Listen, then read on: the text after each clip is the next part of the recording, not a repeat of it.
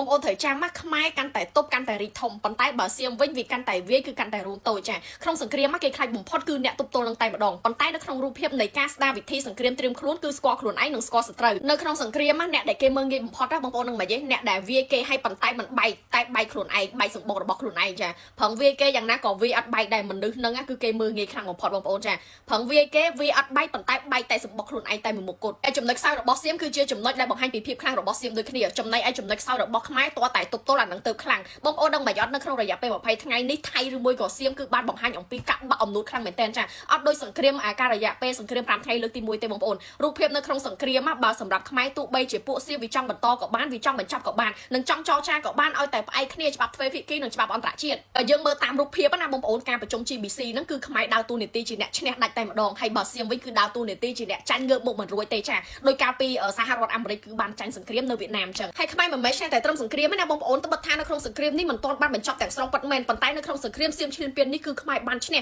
ទាំងសេដ្ឋកិច្ចនិងនយោបាយជាតិហើយនិងអន្តរជាតិដូចគ្នាបើគ្រាន់តែមួយរយៈចុងក្រោយនេះបងប្អូននឹងប្រយោជន៍គឺគណៈប្រតិភូបរទេសបានមកបណ្ដាក់គ្នាបន្តគ្នាមកជួបថ្នាក់ដឹកនាំជាតិកម្ពុជាយើងដើម្បីទទួលជួបពិភាក្សាទ្វេភាគក៏ដូចជានៅក្នុងផ្នែកនយោបាយសេដ្ឋកិច្ចពាណិជ្ជកម្មនិងយោធាជាដើមចឹងទៅបើនិយាយចំទៅបងប្អូនកម្ពុជាយើងគឺដូចជាកូននេះអាស៊ីទី2ចឹងបន្ទាប់ពីប្រទេសសិង្ហបុរីតើហេតុអ្វីជាហេតុផលចម្បងបងប្អូនគិតមើលខ្លួនឯងគិតមើលទៅថាមិនបាច់ទៅវាយសៀមទេប៉ុន្តែពួកអាសៀមនឹងវាមកឲ្យយើងវាយដល់ក្នុងផ្ទះតែម្ដងប្រហែលថ្ងៃនឹងវាមកឲ្យយើងវាយដល់ក្នុងផ្ទះឡើងតក់សាច់ចឹងបងប្អូនចាហើយបងប្អូនគិតថាយើងនឹងអត់មានមហិច្ឆតាទៅបំបាក់សៀមមែនឥឡូវនឹងគេមកដល់ហើយបងប្អូនតើចាំការទៀតបិទទ្វារវាយឆ្កែនៅក្នុងផ្ទះតែម្ដងហើយបិទទ្វារវាយឆ្កែនឹងមិនមែនខុសច្បាប់ទេណាបងប្អូនចាវាយត្រូវច្បាប់វាយដោយស្របច្បាប់តែម្ដងអត់មានខុសច្បាប់ទេដាក់ទៅនឹងឯងចាំការទៀតហើយសម្រាប់សង្គ្រាមបងប្អូនត្រូវដឹងថាចេះគេតែងតែបង្ហាញពីភាព3យ៉ាងដើម្បីលេចធ្លោចានោះគឺវាយក៏ដោយទប់ក៏ដោយឲ្យតែឈ្នះវាយក៏ដោយទប់ក៏ដោយឲ្យតែឈ្នះបើក្នុងសម័យមុនគេធ្វើសង្គ្រាមដើម្បីពង្រីកទឹកដីប៉ុន្តែសម័យនេះវិញគេធ្វើសង្គ្រាមដើម្បីខិតខំពង្រីកសេដ្ឋកិច្ចនិងធ្វើសង្គ្រាមដើម្បីចងភ្ជាប់នៃសម្ព័ន្ធមិត្តស្ថិតនៅក្នុងកម្រិតអំណាចចា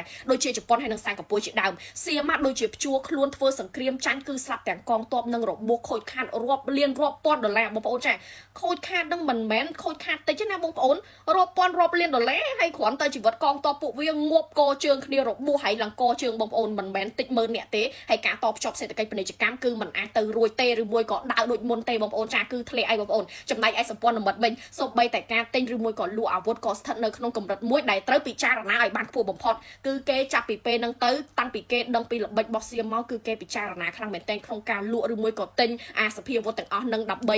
ឲ្យទៅពួកសៀមចឹងណាបងប្អូនគេកាត់ពិចារណាខ្លាំងមែនទែនទៅខ្ញុំថាចែកខ្មែរកាន់តែទប់ទល់គឺកាន់តែរីកធំគឺកាន់តែរីកចម្រើនចំណែកឯសៀមវិញវាកាន់តែវាយខ្មែរគឺកាន់តែរួមតូចជាបន្តបន្ទាប់ទៀតបងប្អូនចាំចំណាំមើលខ្លួនឯងក្នុងរយៈពេល5ឆ្នាំចុងក្រោយនេះគឺជាលើកទី1ហើយដែលខ្មែរយើងអាចបំបាក់សៀមបានចាបំបាក់នៅក្នុងសង្គ្រាមទល់មុខនិងបំបាក់លើឆាកអន្តរជាតិទៀតយើងកើតទាន់សង្គ្រាមនេះត្បិតថាពួកយើងហេកំសត់បន្តិចមែនបងប្អូនប៉ុន្តែយើងអត់អាចនិយាយថាមិនបានស្ដាប់ប្រវត្តិសាស្ត្រទេដូចចាស់គាត់ក៏អត់អាចនិយាយថាអញ្ចេះនិយាយដូចកាលមុនណាបងប្អូនដែរស្ដាប់លើគាត់និយាយគាត់ចូលចិត្តនិយាយថាក្មេងកាត់មិនទាន់សម័យសង្គ្រាមក្របផ្លោងអីចឹងទៅចាព្រោះតែសម័យនេះគឺបានតស៊ូខ្លាំងណាស់នៅក្នុងសង្គ្រាមនេះខ្មែរយើងមិនថាចាស់មិនថាក្មេងទាំងប្រុសទាំងស្រីគឺខិតខំតស៊ូបន្តស្មារតីដើម្បីការពារជាតិគឺជាប្រវត្តិសាស្ត្រជាតិទសវត្សរ៍ទី21ជាចុងក្រោយបងប្អូនណាត្រូវតែជឿទុកចិត្តទៅលើរដ្ឋាភិបាលជឿទុកចិត្តទៅលើថ្នាក់ដឹកនាំគ្រប់ជាន់ថ្នាក់ដើម្បីយើងក៏ដើម្បីជាតិយើងទាំងអស់គ្នាផងដែរជួបខ្ញុំស្រីនួននៅវីដេអូក្រោយ